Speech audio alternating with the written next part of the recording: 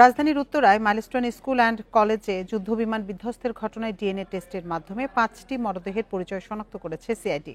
তারা হলো ওয়াকিয়া ফেরদৌস নিধি, লামিয়া আক্তার সোনিয়া, আফসানা আক্তার প্রিয়া ও রাইসা মনির এবং মারিয়াম উম্মে আফিয়া। এদিকে এ ঘটনায় আরও 2 শিক্ষার্থী মাহতাব ও মাহিয়ার মৃত্যু হয়েছে। এ নিয়ে মোট প্রাণহানি বেড়ে দাঁড়িয়েছে 31 জনে। দুপুরে বার্ন ইনস্টিটিউটের আইসিইউতে চিকিৎসাধীন অবস্থায় মাহতাবের মৃত্যু হয়। তার শরীরের 85 ভাগ পুড়ে গিয়েছিল। বিকেলে আইসিইউতে চিকিৎসাধীন অবস্থায় মৃত্যু হয় মাহিয়ার। তার শরীরের 50 ভাগ পুড়ে গিয়েছিল।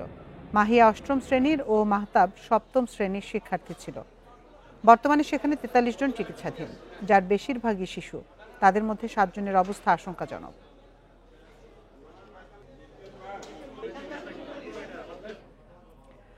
উত্তরায় মাইলস্টোন স্কুল অ্যান্ড কলেজে প্রশিক্ষণ যুদ্ধ বিমান বিধ্বস্তে নিহত 30 জনের তালিকা দিয়েছে স্বাস্থ্য মন্ত্রণালয়। আর বৃহস্পতিবার দুপুর পর্যন্ত বিভিন্ন হাসপাতালে চিকিৎসাধীন রয়েছে 55 জন।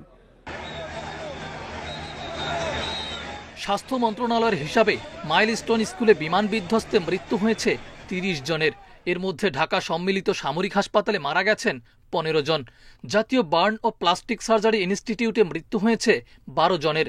এছাড়া ঢাকা মেডিকেল, ইউনাইটেড এবং উত্তরার লুবানা হাসপাতালে 1 জন করে মারা যান। স্বাস্থ্য অধিদপ্তর বলছে, দগ্ধ বা আহত হয়ে রাজধানীর 6টি হাসপাতালে চিকিৎসা নিচ্ছেন 55 জন। এদের মধ্যে 5 জনই শিক্ষক। বৃহস্পতিবার দুপুর পর্যন্ত বার্ন ইনস্টিটিউটে চিকিৎসাধীনের সংখ্যা 43 জন এবং সম্মিলিত সামরিক হাসপাতালে রয়েছেন 11 জন। এছাড়া শহীদ মনসুর আলী মেডিকেল কলেজ হাসপাতালে ভর্তি রয়েছেন 1 জন। মাহফুজার রহমান মিলন, ইন্ডিপেন্ডেন্ট নিউজ, ঢাকা। শিশু শিক্ষার্থীদের জীবন বাঁচাতে নিজের জীবন উৎসর্গ করেন মাইলস্টোন স্কুলের 2 শিক্ষক মেহরিন চৌধুরী এবং মাসুকা বেগম নিপু। সেই আত্মত্যাগের স্বীকৃতি হিসেবে তাদেরকে রাষ্ট্রীয় সম্মাননা দেওয়ার সিদ্ধান্ত নিয়েছে সরকার। সকালে উপদেষ্টা পরিষদের সভায় এই সিদ্ধান্ত নেওয়া হয়।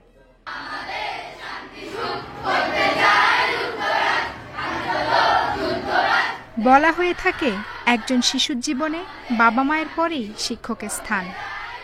কখনো কখনো দায়িত্বজ্ঞানের দিক থেকে বাবা মাকেও ছাপিয়ে যান শিক্ষক। তেমনি অনন্য দৃষ্টান্ত স্থাপন করেছেন মাইলস্টোন স্কুল অ্যান্ড কলেজের 2 শিক্ষক মেহরিন চৌধুরী ও মাসুকা বেগম নিপু। নিজের জীবনের পরোয়া না করে বাঁচিয়েছেন অনেক শিক্ষার্থীর প্রাণ। মাইলস্টোন স্কুলে যখন যুদ্ধবিমান বিধ্বস্ত হয়, তখন আগুন থেকে বাঁচতে ছোটাছুটি শুরু করে শিক্ষার্থীরা। এ সময় নিজে দগ্ধ হয়েও প্রায় 20 জন শিশুকে জীবিত উদ্ধার করেন মেহরিন।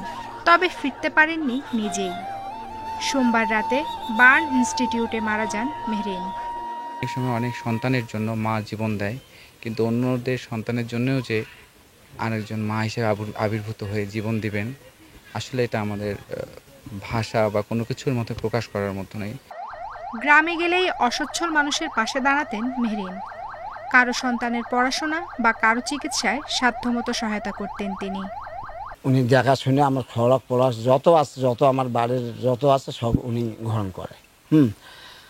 আর ওরকম ভালো লোক পৃথিবীর নাই। ভয়াবহ দুর্ঘটনায় শিক্ষার্থীদের বাঁচাতে গিয়ে প্রাণ হারিয়েছেন আরেক শিক্ষক মাসুকা বেগম নিপু। 8 বছর আগে ইংরেজি শিক্ষক হিসেবে মাইলস্টোন স্কুলের প্রাইমারি শাখায় যোগ দেন নিপু। 2 বোন ও 1 ভাইয়ের মধ্যে ছোট মাসুকা বেগম নিপু 15 বছর আগে মা হারিয়েছেন। অবিবাহিত জীবনে শিক্ষার্থীরাই ছিল তার সন্তানের মতো। আম্মুর ছেলেমেয়ে থেকে মনে হয় যে আমরা খালামণি ছেলেমেয়ে বেশি ছিলাম। কোনোদিন আমাদেরকে বাবা মনি ছাড়া কোনোদিন ডাকেনি। অল্প বয়সে আমার ছাত্রীর জানাজা আমাকে পড়তে হবে, আমি এটা ভাবতে পারি না। চাইলেই পুড়তে থাকা ভবন থেকে বেরিয়ে জীবন বাঁচাতে পারতেন এই শিক্ষকেরা, কিন্তু শিক্ষার্থীদের বাঁচাতে জীবন উৎসর্গ করে অমর হয়ে রইলেন তারা। আফসানা আফরোজ জুই, ইন্ডিপেন্ডেন্ট নিউজ, ঢাকা। সাবেক প্রধান বিচারপতি এবিএম খায়রুল হককে যাত্রাবাড়ী থানার একটি হত্যা মামলায় গ্রেপ্তার দেখানো হয়েছে। এর আগে সকাল 8টার দিকে রাজধানীর ধানমন্ডির বাসা থেকে তাকে গ্রেপ্তার করে গোয়েন্দা পুলিশ। সংবিধানের 13 সংশোধনী বাতিলের রায় পরিবর্তন সহ জালিয়াতির অভিযোগে তার বিরুদ্ধে কয়েকটি মামলা রয়েছে। গ্রেপ্তারের পর এবিএম খায়রুল হককে ডিবি কার্যালয়ে রাখা হয়। দেশের 19তম প্রধান বিচারপতি হিসেবে 2010 সালে নিয়োগ পান খায়রুল হক। পরের বছর অবসরে যান তিনি। আপিল বিভাগে থাকাকালে সংবিধানের ত্রয়োদশ সংশোধনী বা তত্ত্বাবধায়ক সরকার ব্যবস্থা বাতিল এবং ফতোয়া অবৈধ ঘোষণার রায় দেন ABM খায়রুল হক।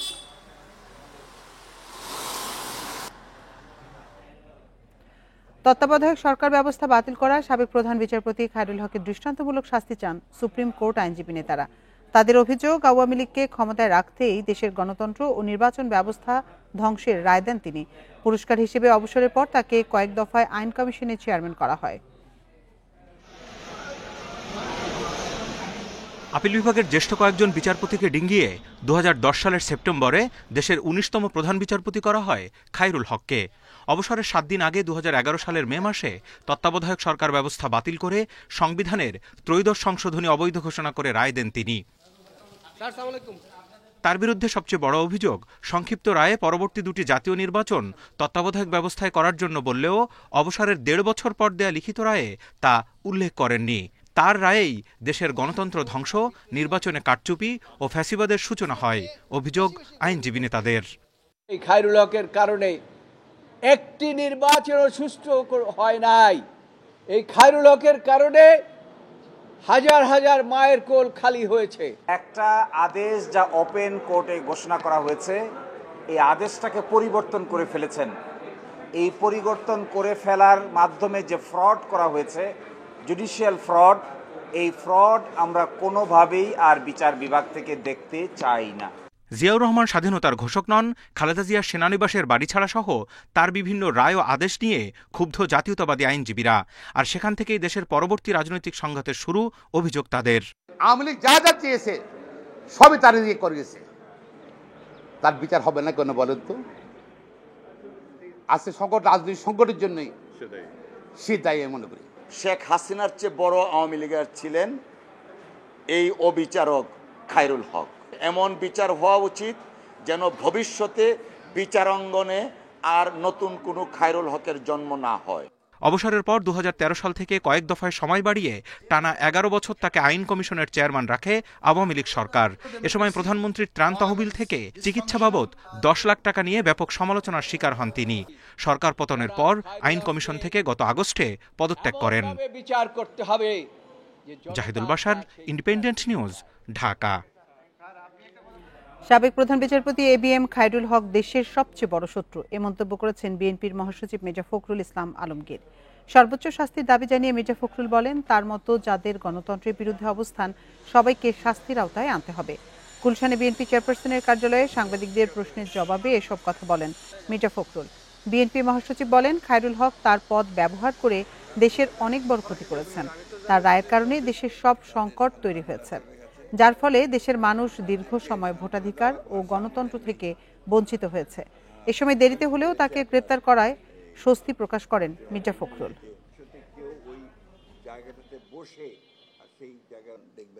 বিচার বিভাগ, যেটাকে আমরা মনে করি যে আপনার জুডিশিয়ারি সবচেয়ে বড় জায়গা, যেখানে আপনার সবচেয়ে আপনার মানুষের আস্থা থাকে, সেই আস্থা জায়গাটাকে সম্পূর্ণভাবে তিনি ধ্বংস করেছেন শুধুমাত্র তার রাজনৈতিক চিন্তা ভাবনা, সেই কারণে, যেটা বাংলাদেশের সবচেয়ে বড় ক্ষতি করেছে বলে আমরা মনে করি। দৃষ্টান্তমূলক শাস্তি হওয়া উচিত, যাতে ভবিষ্যতে কেউ ওই জায়গাটাতে বসে আর সেই জায়গার ব্যবহার করে রাষ্ট্রের ক্ষতি করতে না পারে।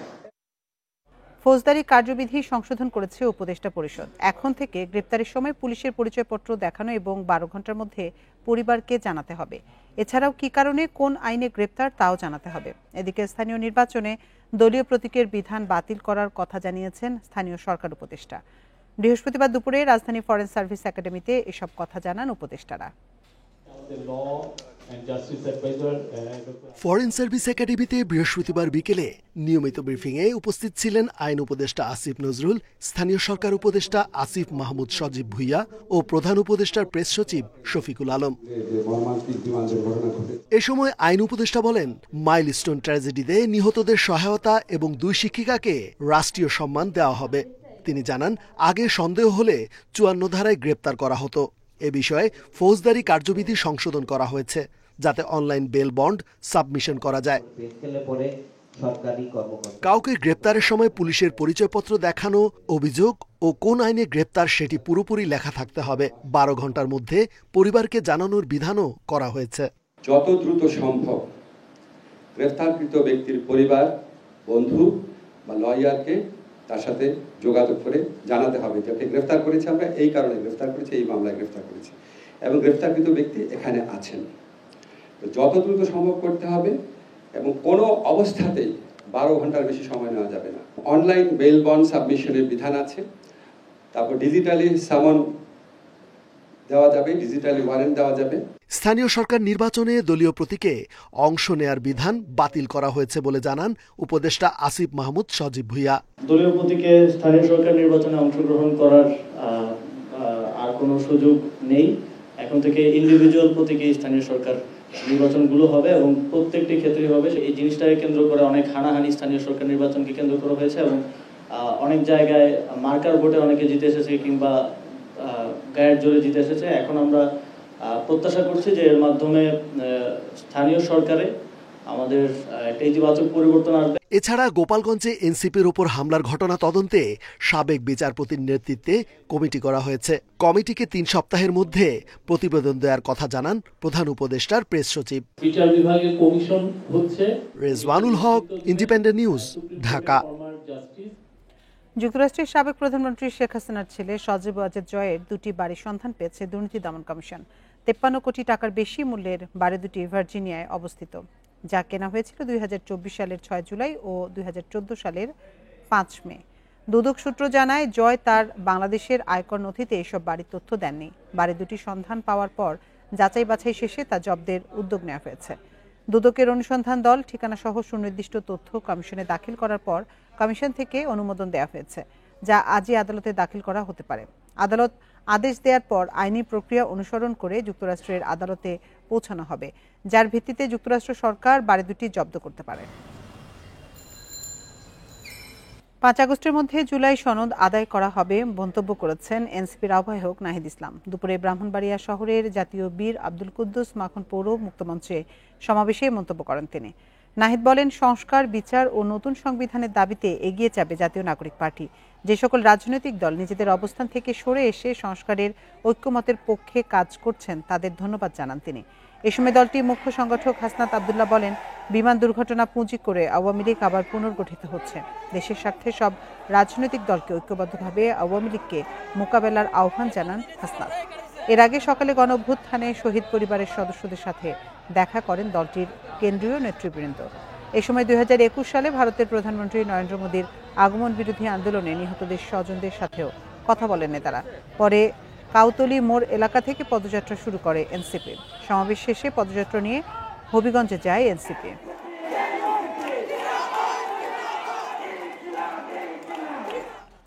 দেশের স্বার্থ বিসর্জন দিয়ে শুল্ক ইস্যুতে যুক্তরাষ্ট্রের সাথে বাণিজ্যিক চুক্তি করা হবে না বলে জানিয়েছেন বাণিজ্য উপদেষ্টা শেখ বশিরউদ্দিন। সকালে সচিবালয়ে সাংবাদিকদের প্রশ্নের জবাবে একথা জানান তিনি। উপদেষ্টা বলেন, যুক্তরাষ্ট্রের বাজারে বাংলাদেশি পণ্যের শুল্ক কমানোর বিষয়ে সরকার আশাবাদী। এরই মধ্যে যুক্তরাষ্ট্রের বাণিজ্য মন্ত্রীকে চিঠি দেওয়া হয়েছে। আমন্ত্রণ পেলেই দেশটিতে যাবে বাংলাদেশের প্রতিনিধিরা। 1 আগস্টের মধ্যে আমন্ত্রণ না পেলেও পরবর্তীতে এ নিয়ে আলোচনার সুযোগ থাকবে বলে জানান উপদেষ্টা। বলেন, এ নিয়ে শুক্রবার যুক্তরাষ্ট্রের সাথে অনলাইন বৈঠকের কথা রয়েছে। সেই বৈঠকে অনেক কিছু স্পষ্ট হবে, তবে শুল্ক কমানোর আলোচনায় লবিস্ট নিয়োগ করা হবে না বলেও জানান উপদেষ্টা শেখ বশিরউদ্দিন। যুক্তরাষ্ট্রের নতুন শুল্ক নীতি নিয়ে বাণিজ্য মন্ত্রণালয় কাজ করছে, আতঙ্কিত হওয়ার কিছু নেই বলে জানিয়েছেন শিল্প উপদেষ্টা আদিলুর রহমান খান। বৃহস্পতিবার রাজধানী বসুন্ধরা আন্তর্জাতিক কনভেনশন সেন্টারে 9ম চামড়া ও চামড়াজাত পণ্য প্রদর্শনীর উদ্বোধনী অনুষ্ঠানে একথা বলেন তিনি। এ সময় তিনি আরও বলেন, শুল্ক নিয়ে ভালো কিছু প্রত্যাশায় সরকার আলোচনা চালিয়ে যাচ্ছে। দেশে প্রতি বছর 27 কোটি বর্গফুট চামড়া উৎপাদন হয়। এই সম্পদকে কাজে লাগিয়ে রপ্তানি বাড়াতে সরকার চেষ্টা করছে। বিশেষ করে চামড়ার নতুন বাজার সৃষ্টির উপর জোর দেয়া হচ্ছে। সাভার চামড়া শিল্পনগরীর সিইটিপির মান আগের চেয়ে উন্নয়ন হয়েছে বলেও জানান তিনি। প্রদর্শনীতে 14টি দেশের উদ্যোক্তারা অংশ নেন। সবার জন্য উন্মুক্ত চামড়া মেলা চলবে আগামী শনিবার পর্যন্ত, সকাল 10টা থেকে সন্ধ্যা 7টা পর্যন্ত। বাঙালি মুসলিম সন্দেহে নিজ দেশের শত শত নাগরিককে বাংলাদেশে পুশিন করেছে ভারত। বুধবার এক প্রতিবেদনে এ তথ্য জানিয়েছে আন্তর্জাতিক মানবাধিকার সংস্থা হিউম্যান রাইটস ওয়াচ। তাদের অভিযোগ, যথাযথ আইনি প্রক্রিয়া না মেনেই বাংলাভাষীদের অবৈধ অনুপ্রবেশকারী আখ্যা দিয়ে পাঠানো হচ্ছে বাংলাদেশে। গত বছরের ৫ আগস্ট ছাত্র জনতার অভ্যুত্থানের পর ভারতে আশ্রয় নেন বাংলাদেশের ক্ষমতাচ্যুত প্রধানমন্ত্রী শেখ হাসিনা। এরপর থেকেই দুদেশের মধ্যে চলছে উত্তেজনা। সম্প্রতি বাংলাদেশি আখ্যা দিয়ে অনেককেই সীমান্তে পুশব্যাক করছে বিজেপি সরকার। অভিযোগ উঠেছে ভারতীয় পরিচয়পত্র থাকার পরও অনেককে বাংলাদেশে পাঠাচ্ছে বিএসএফ। বুধবার এক প্রতিবেদনে একই অভিযোগ করেছে আন্তর্জাতিক মানবাধিকার সংস্থা হিউম্যান রাইটস ওয়াচ। যথাযথ আইনি প্রক্রিয়া না মেনে বাংলাভাষীদের অবৈধ অনুপ্রবেশকারী আখ্যা দিয়ে পুশিন করার দাবি সংস্থাটির। HRW বলছে, ভারত সরকারের কথিত অবৈধ অনুপ্রবেশ দমন পদক্ষেপে অনেক ভারতীয় নাগরিকও ভুক্তভোগী। মে থেকে বিতরণ প্রক্রিয়া জোরদার করে বিজেপি সরকার। বিশেষ করে বিজেপি শাসিত রাজ্য আসাম, উত্তরপ্রদেশ, মহারাষ্ট্র, গুজরাট, ওড়িশা ও রাজস্থানের দরিদ্র মুসলিম অভিবাসী শ্রমিকদের আটক করে ভারতীয় সীমান্তরক্ষীদের হাতে তুলে দেওয়া হয়েছে। এছাড়াও ৭ মে থেকে ১৫ জুন পর্যন্ত প্রায় ১০০ রোহিঙ্গা সহ ১,৫০০ বাংলাভাষী মুসলমানকে বাংলাদেশে পাঠিয়েছে ভারত। দেশটির এসব কর্মকাণ্ড আন্তর্জাতিক মানবাধিকার আইন, জাতিগত বৈষম্য বিলোপ কনভেনশন ও নাগরিক অধিকার সুরক্ষাকারী চুক্তির পরিপন্থী বলেও অভিযোগ হিউম্যান রাইটস ওয়াচের। অবশ্য এ বিষয়ে সংস্থাটির চিঠির কোনো জবাব দেয়নি ভারতের স্বরাষ্ট্র মন্ত্রণালয়। Nusrat Sherin, Independent News. আর এই ছিল সংবাদ সন্ধ্যার আজকের আয়োজনে। ইন্ডিপেন্ডেন্ট টেলিভিশনের সব খবরে বিস্তারিত জানতে চোখ রাখুন ফেসবুক, ইউটিউব এবং এক্সে। এতক্ষণ সাথে থাকার জন্য ধন্যবাদ সবাইকে।